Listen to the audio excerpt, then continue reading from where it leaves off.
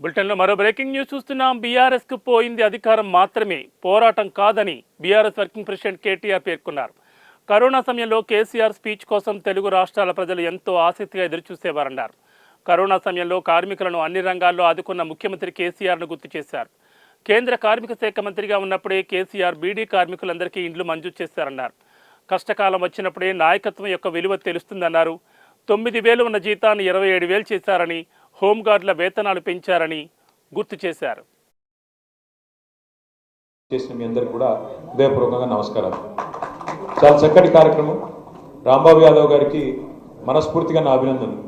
ఎందుకంటే గత సంవత్సర కాలంగా పార్టీ ఓటమి పాలైన శాసనసభ ఎన్నికల్లో అనుకోకుండా స్వల్ప తేడాతో, కేవలం 4 లక్షల ఓట్ల తేడాతో మనం ఓడిపోయినా, ప్రతిపక్ష పాత్ర నిర్వహించాల్సి వచ్చినా, పోయింది అధికారం మాత్రమే, పోరాట పటిమ మాత్రం కాదు అనే విధంగా కార్మిక విభాగాన్ని చక్కగా నడిపిస్తున్న రాంబాబు గారికి, అదేవిధంగా మిగతా మిత్రులందరికీ కూడా పేరు పేరున హృదయపూర్వకంగా శుభాకాంక్షలు.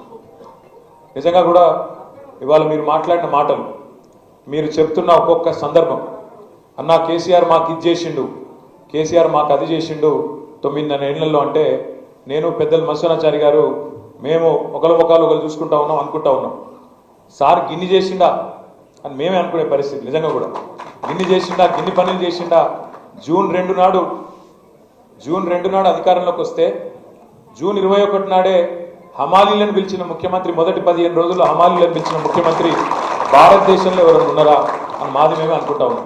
ఎందుకంటే 5 ఏళ్ళు ముఖ్యమంత్రి పదవి చేసినా హమాలీలు ఉన్నారని, వాళ్ళకి సమస్యలు ఉన్నాయని, వాళ్ళు కార్మికులు మన కోసమే, ఇవాళ రాష్ట్ర అభివృద్ధి కోసం, రాష్ట్ర బాగు కోసం కష్టపడుతున్న వాళ్ళు, చెమట చిందిస్తున్న వాళ్ళు అనే సోయి లేకుండా ఉన్న ముఖ్యమంత్రులు చాలామంది ఉండొచ్చు దేశంలో. కానీ మొదటి 15 రోజుల్లో పిలుచుకొని మాట్లాడిన ముఖ్యమంత్రి, అదేవిధంగా 8 రూపాయలు ఉన్నదాన్ని ఆయన దిగిపోయే నాటికి 26 రూపాయలు చేసిన ముఖ్యమంత్రి అని చెప్తుంటే చాలా సంబరపడ్డాం. అట్లాగే సందర్భాలు తలుచుకుంటే ఎన్నో గుర్తొస్తాయి. కష్టం వచ్చినప్పుడే నాయకుడు విలువ తెలుస్తుంది. ఏదైనా కష్టకాలం వచ్చినప్పుడే నాయకత్వ పటిమ, నాయకత్వం విలువ, నాయకత్వ లక్షణాలు తెలుస్తాయి. కరోనా వచ్చింది. కరోనా వస్తే మీకు యాదుకుండాలి, క్రికెట్ మ్యాచ్కి ఎంతమంది అయితే టీవీల ముంగట కూర్చుంటారో